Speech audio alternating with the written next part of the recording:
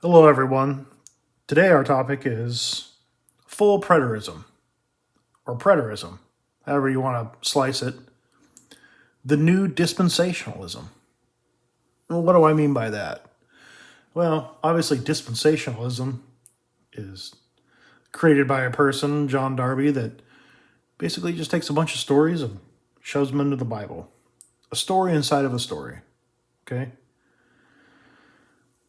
Today, we have something called preterism. I didn't know that much about it, and I've been learning about it and exploring a little more because I was interested. I did stay away from it because it seemed like our views were somewhat alike, and they still are. Overall, I think they're right. They're more right than their view.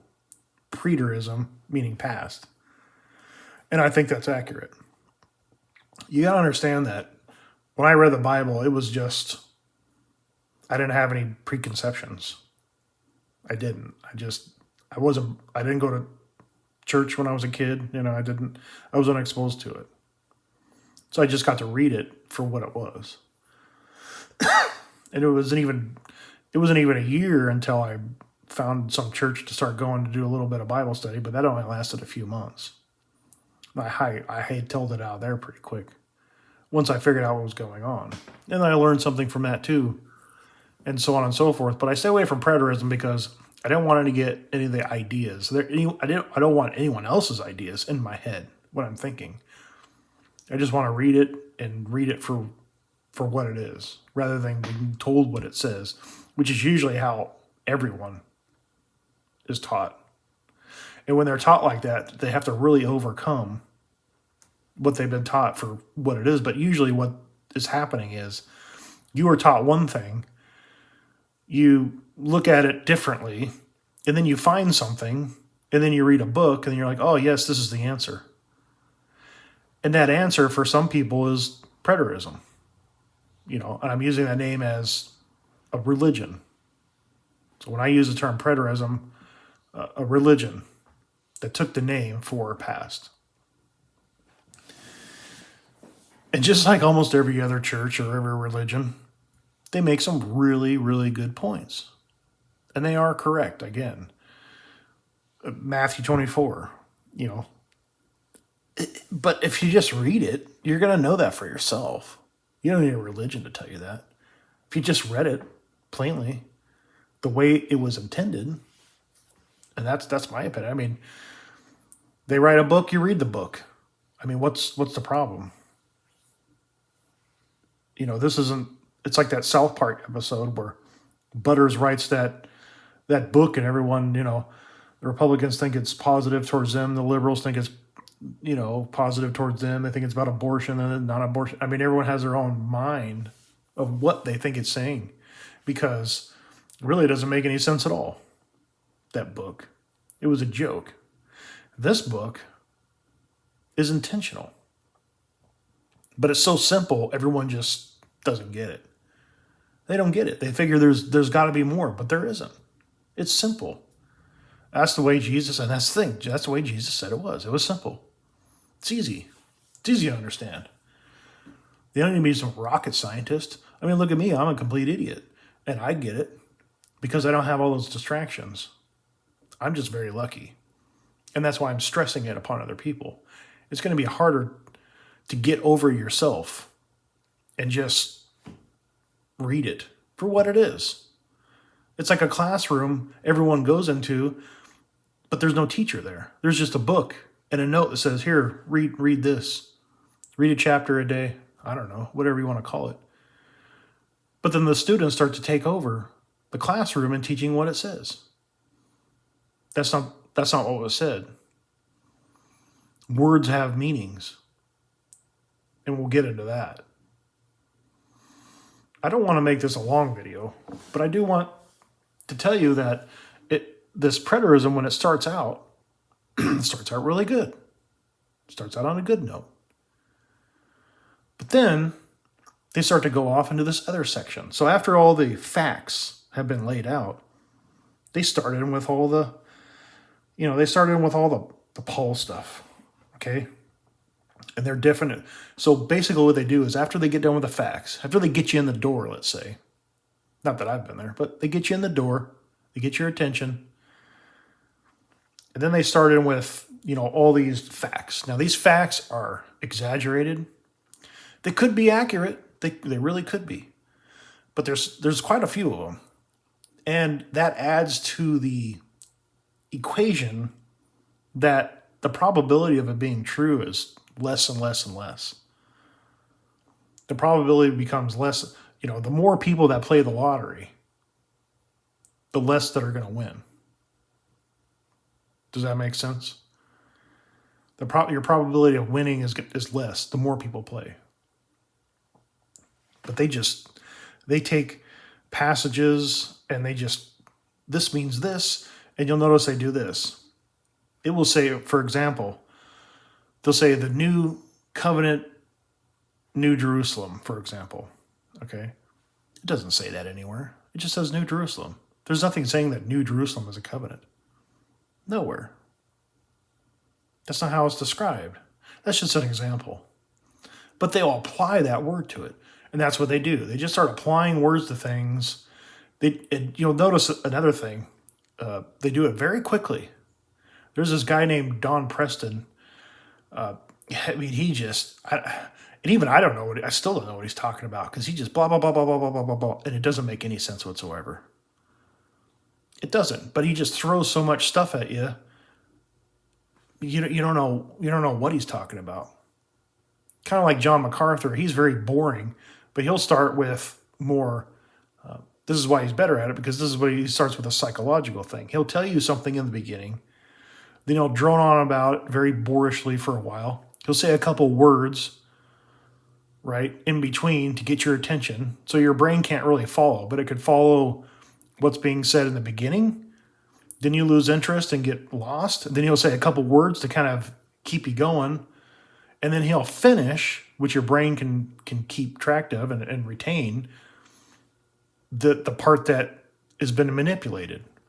So you take a fact, you take a couple words that you recognize, and you spit out a new explanation for it. That's how John MacArthur does it.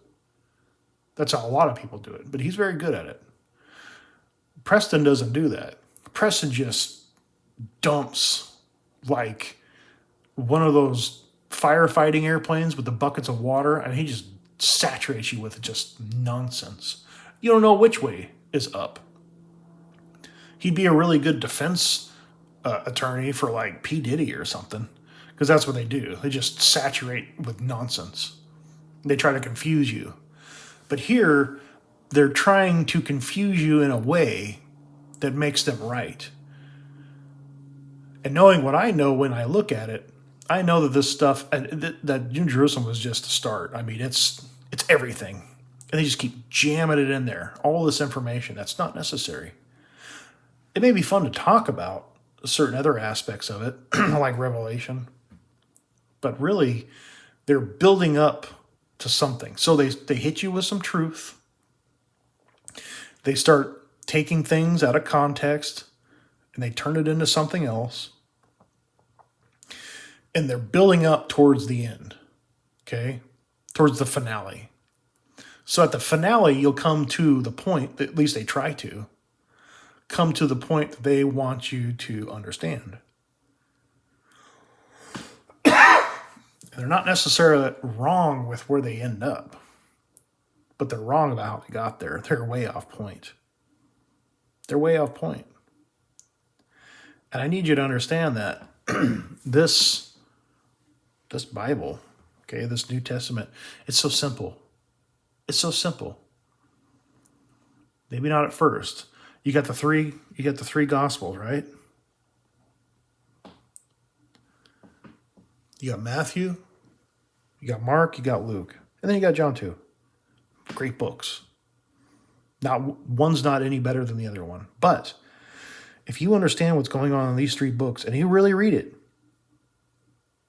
and maybe a preterism, your understanding of preterism, if you have it, or you read one of their books, can help you. You can find the parts that can help you. But you don't need help if you have a relationship with God. So you can do it on your own with Him. And you can just go through it. Look at all these little notes. I mean, I don't know if you recognize this part from my other videos, but all these words in red, not that one, but these words in red, they're wrong. They're wrong. That's not the Greek word. That's not what the Greek word means. It's inaccurate because these people want you to believe that at this point, Jesus hasn't come back yet, and they have to manipulate and change everything behind it to make it seem like it is. And that's just how someone read it. And again, they manipulated it. Sometimes to the point, I think, that we'll never know what it says. But you can kind of get an idea of what it says. And it's not saying what they're trying to portray here. And you'll notice that with the preterism part too, after they get done with all the relevant information. But if you just read it, if you just read the New Testament the way it is, generation means generation. It always means it. Okay? The meanings of words just don't change all of a sudden. I know it's hard. I know it's difficult. You've been lied to. It's not your fault. But if you have God, you'll be fine. You'll be fine. And if you're listening to this, I think that's an indication of this exists. It's kind of a support for it. Proof. Something that you can take and for yourself find out if it's accurate or not. But if you just read these three Gospels, read Luke first, read Mark, and then read Matthew. Okay? You'll know everything. You'll know it all. You may not know what everything means. And people will ask you, like they ask me, okay, well, what does it mean? I don't know. Because it doesn't say. The kingdom of God is the kingdom of heaven. Are they the same? I don't know. You could say that in some places, and you could not say that in other places. Maybe you could, maybe you couldn't. But what you will understand, and this is the most important part, is you'll know what it doesn't say. Okay? When someone comes along and starts jamming words into a sentence that don't belong there, you're going to notice. This is why it's important. This is why it's important. So you can dispel all the stuff that it does not say. And it's very simple. It is. Now, they go off and they're trying to build up into some alternate ending, okay, that doesn't exist. It's out of context. It's based on things that they've tried to turn into things that it doesn't say. These passages don't say that. You read all three of those books, you go to Matthew 25. Matthew 25 talks about the Son of Man coming in his glory with the angels, right? We have the separation. So you read Luke, Mark, and Matthew. You come to Matthew 25, they got the separation from the sheep and the goats. Now you can switch over to Revelation 20.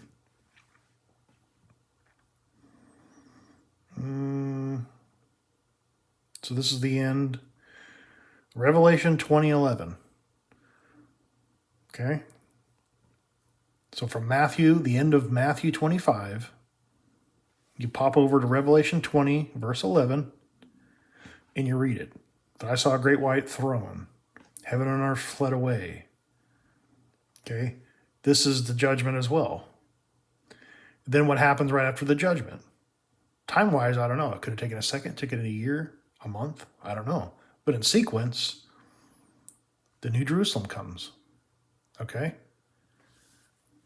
And I just want to say that for you preterists, Revelation 21, 1 through 8 is a New Jerusalem. It has nothing to do, it works in tandem with, but it's not the same place as Revelation 21:10, the Jerusalem. And again, like these people, and everyone does it, certain words, it's like, oh no, it means this. It's, they're still strict about it. All of a sudden, they're really strict about it. But when it comes to Jerusalem, and here they even call it the New Jerusalem. How stupid is that? It doesn't say that. It doesn't say that. It says Jerusalem here and New Jerusalem there. That's a big difference. People just smash them together. These I've seen these preterists doing it from some of the videos they make. It's the same thing, no big deal. That's very, very, very wrong. Very wrong. If you compare these two with each other, you'll be able to tell even in English, that they're not talking about the same place. It would be redundant. Why would you have a dirty old tabernacle in a building with clear gold? It just doesn't make you think a tabernacle is going to be in the courtyard of a place like that. It doesn't work like that. Preterists love to call, New Jerusalem. They start describing it as things that happen here. It's like the squared 1,500, whatever it is, cubits by square. It doesn't say that. It's not referring to the New Jerusalem that way. This New Jerusalem right here, all it's saying is you have a Jerusalem on earth. It's destroyed. 70 AD, right? Okay. Now you have a New Jerusalem. That's it. That's what that means. Just like here. We had a heaven and earth. It fled away. Okay. You come over here. Now we have a new heaven and new earth. The first heaven and earth passed away. They use that term here. Okay? So you have an old one, and now you have a new one. You have an old Jerusalem, a physical temple, city, right? Now you got a new Jerusalem. That's what that applies to. It's not talking about the place where God is. The place where God is, we don't really know. We don't know what it is. But the Jews called it Jerusalem, and we still do, because you just say that's where God is at, wherever that is. Even now, where's Jerusalem? Where is God now? He's somewhere. He's around us. He's here, but where is he? Where is he physically? We don't know. It's just like aliens. We know aliens exist, and maybe we don't. But we have called it something. We've labeled it something. And in this context, aliens, we're talking about outer space aliens, not native to the earth. Okay? Now, if we had some more information, which is exactly what this is, in regards to the New Jerusalem, it helps us define better something that wasn't previously known. That's what's happening in Revelation 21:10 and on. They're finally describing, not physically, but how great it is and how precious it is and how you'll see God, and there'll be a river and there'll be a healing tree and et cetera, et cetera, et cetera. Okay? They're finally defining what God is. So if an alien spacecraft came to the earth, and we had more knowledge and information of it, that was told to us and became factual, we would be able to build upon the term that we use, aliens. And in this case, aliens from outer space. They'd still be called aliens from outer space, but we'd be able to define it better. We wouldn't call them new aliens from outer space because the definition already exists. We're just building upon that definition. But if there was something else like it, and I'm not going to draw an analogy of it because I don't want to confuse you, but I will use the analogy here. We had a Jerusalem that was destroyed, gone. Heavens and earth, gone. We have a new heavens and earth that replaced the old ones. It's new. We have a new Jerusalem, a new one that replaced the old one. That's spiritual. And I don't know why people don't understand this. But I do. You know why? Because they're listening to someone else. And that other person is jerking them around. And someone jerked that person around, and so far and so forth. I don't know who the John Nelson Darby is of Preterism. I don't know who that is. It seems like everyone's just kind of building upon someone else's work, and they've created this giant turd of a religion that starts off like, oh, that looks pretty good. But when people say, oh, religion's false or preterism's false, they're more in the terms of, well, it hasn't happened yet. But you know what? Those people are wrong. Even people like James Tabor and Bart Ehrman, very smart people, but they're wrong. They're wrong not just because I agree or disagree with him on that level, it's because it does say that. That's what it says.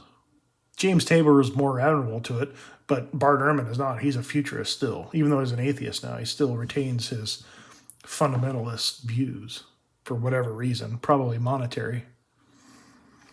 But we know that Jerusalem was destroyed. This is the replacement. Look at it. Revelation 21, 1 through 8. It has nothing to do with this place. It works in tandem, but this place was not for the Jews. If you read John 4 with the woman at the well, just kind of read what he's saying.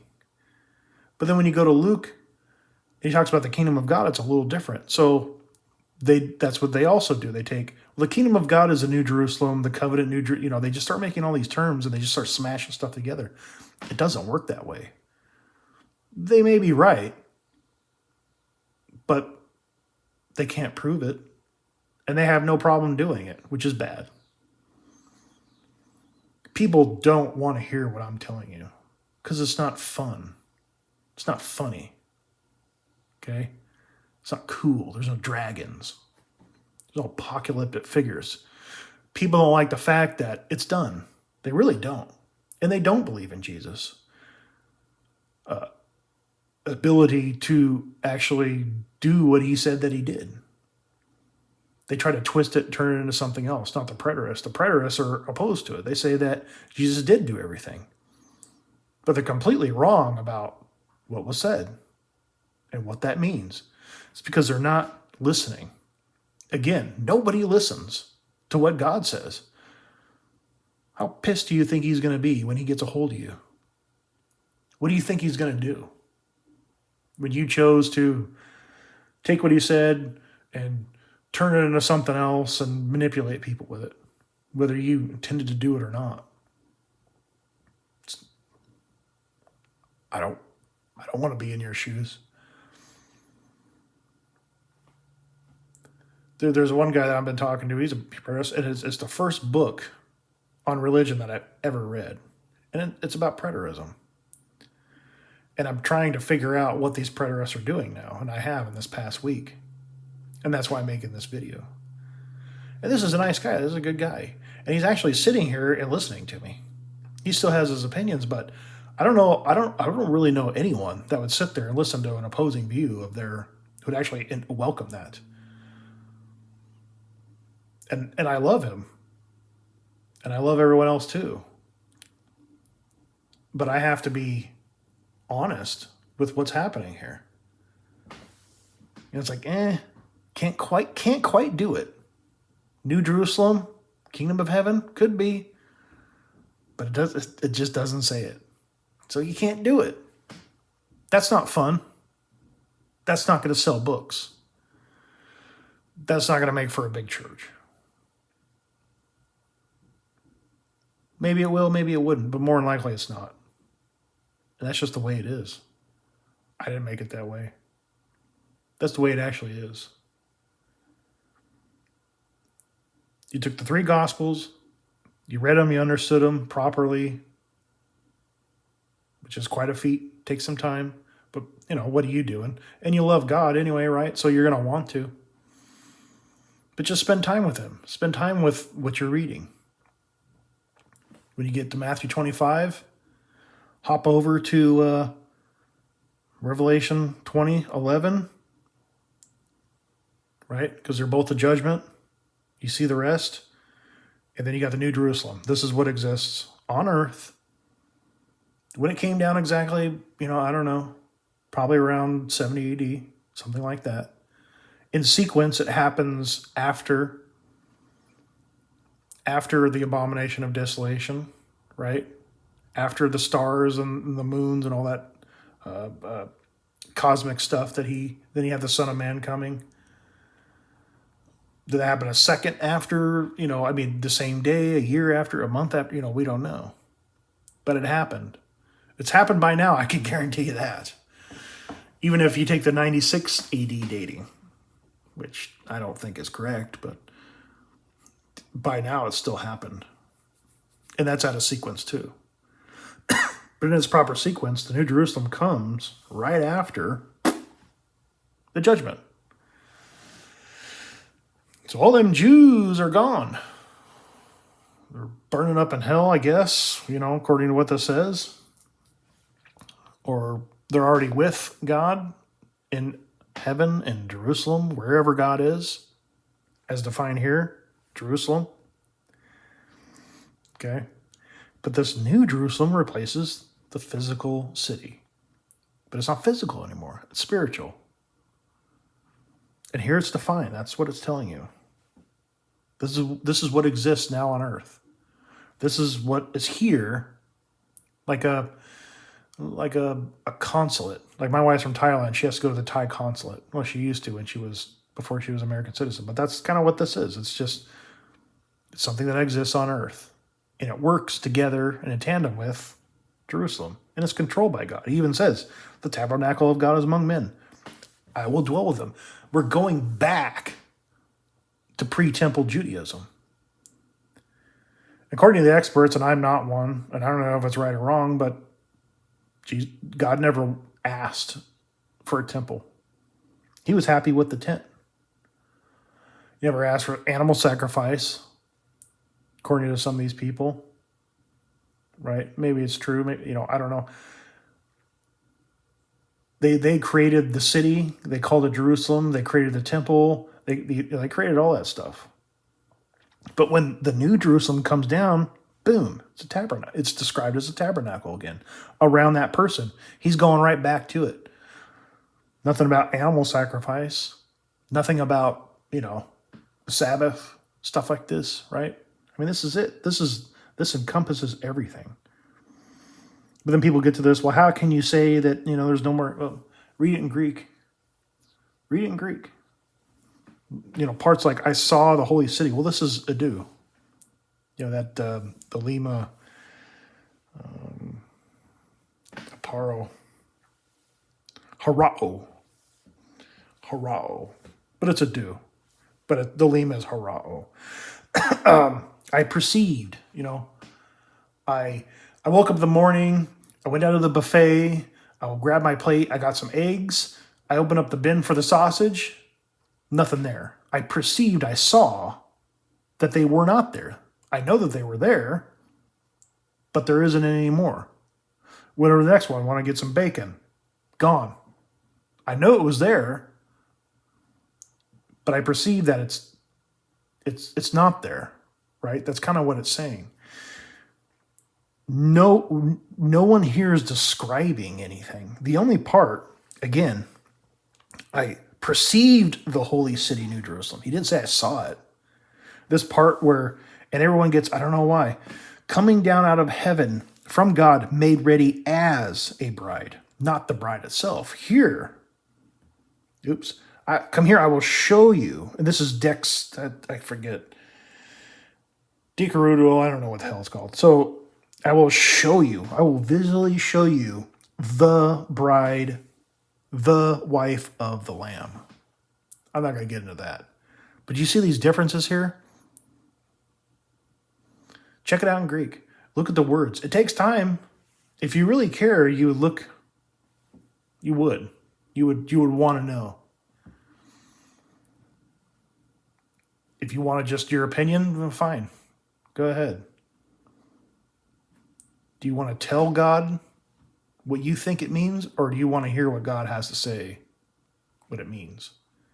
And this arrives overall at the same place that the preterists do. It's just the ending. But they smash these two together. They don't understand the differences. They don't understand that Jerusalem, the name, just like that alien analogy I used earlier, it already existed. It just became a little more defined. They're very confused. And I'm not surprised, because the methodology, I guess you call it, this, what do they call it, harmonization, I don't know what they call it. Can't remember the proper term, but it sucks. It's really bad. It's really bad. And they're confusing people. It shouldn't be confusing. It'll take a little time, but that's the process. That's just something you have to go through. You can't expect to just hit a home run. I'm going to be a baseball player. I want to play for, I don't know, the Yankees. I'm just going to walk up and hit a home run every time. You think that happens? It doesn't work that way. If you want to know, you'll read. But if you read Luke. Then read Mark. Maybe you break it up and read John. But you read Luke, Mark, and then Matthew last. That's what I recommend. Luke is an investigation. Mark is, you can kind of see what's going on there. And then read Matthew, because Matthew is like a dreamer, one of those heart people, thinks with his heart. He's a dreamer. He likes to really lay it on thick. And that's why so many people that like to manipulate people, they'll use Matthew. Because you can manipulate what he's saying pretty easily. And you can make things sound pretty fantastic. But Luke, Mark, Matthew, get to 25, pop over to Revelation 21 or 20, 11. Read it. Compare it with Revelation 21:10. Just compare them. You'll see it. Why is there a spring when there's a river? Why is there a temple in a place that is made out of pure gold? Why did you need a dirty old tent? That doesn't make any sense. And nobody, and I mean nobody, understands or can explain why they're referring to this as a temple. Okay? The Jerusalem, it's not a temple. Nowhere does it say it's a temple. The city isn't a temple. Okay? This is the type of shit that I'm talking about. It says it right here. I perceive no temple. I saw no temple in it. For the Lord God, the Almighty, and the Lamb are its temple. You see what I'm saying? It's absent of a temple. There's no more temple anything. The city isn't a temple. Okay? Jesus's Xbox is not the temple. The fountain isn't a temple. There's no temple. There's no temple. But they'll say it's a temple. And it drives me crazy. It really does. It's like, what? Where do you get off saying these things? And they're manipulating you. And they've been manipulated. But they won't stop. They can't help themselves. That's what this video is about, to warn you. To warn everyone. To warn the people that are doing it. You better at least take the time to look into it for yourself. But this happens with every religion. They could be dispensationalists, they could be Catholics, it doesn't matter who it is. They're just joining a crowd. They're just joining a crowd. And whatever they say is whatever they believe. They don't give a shit. Because everyone likes them and they're happy and they got a couple likes on your YouTube and blah blah blah blah. They're happy as clams. That satisfies them. But they missed the entire point. They missed the point of everything. That's not what this is for. That's not why this book was left for us.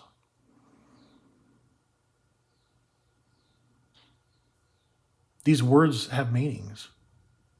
It's confusing, but God will show you. That's the whole point. It is confusing. Preterism exists for a reason.